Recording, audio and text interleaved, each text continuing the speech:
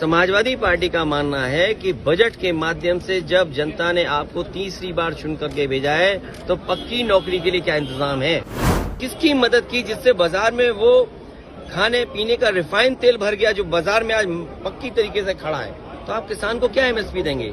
क्या horticulture crops के लिए आपके पास कोई एमएसपी देने का इंतजाम है? किसान तो एमएसपी मांगना चाहता है।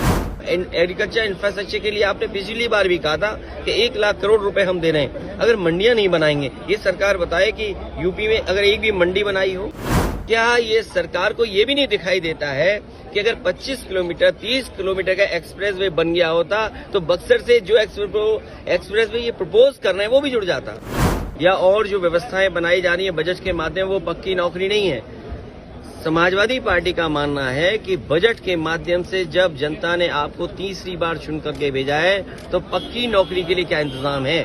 और कहने को कह रहे हैं कि हम जो एडिबल ऑयल है, चाहे वो मस्टर्ड, सेसमिक, आपका सोयाबीन, आपका ग्राउंडनट, सवाल ये नहीं है। सवाल ये है कि बाजार को आपने 10 साल किसकी मदद की जिससे बाजार में वो खाने पीने का रिफाइंड तेल भर गया जो बाजार में आज पक्की तरीके से खड़ा है। तो आप किसान को क्या एमएसपी देंगे? क्या हॉर्टिकल्चर क्रॉप्स के लिए आपके पास कोई एमएसपी देने का इंतजाम है?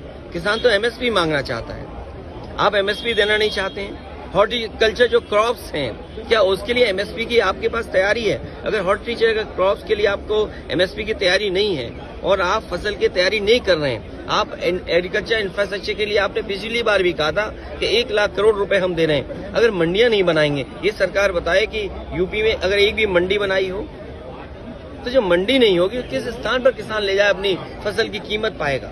पीएम तो कह रहे हैं कि 2047 का भारत बनेगा। अब मान लीजिए विकसित भारत की बात कर रहे हैं। मान लीजिए बक्सर से एक एक्सप्रेस वे लेके जा रहे हैं, जो समाजवादी सरकार में पूर्वांचल एक्सप्रेस वे, जहां पर प्रधानमंत्री जी ने हवाई जहाज उतारा था हरक्यूलिस, वो पखनपुरा गांव तक छोड़ दिया था क्योंकि आगे एनएचआई की सड़क बननी थी।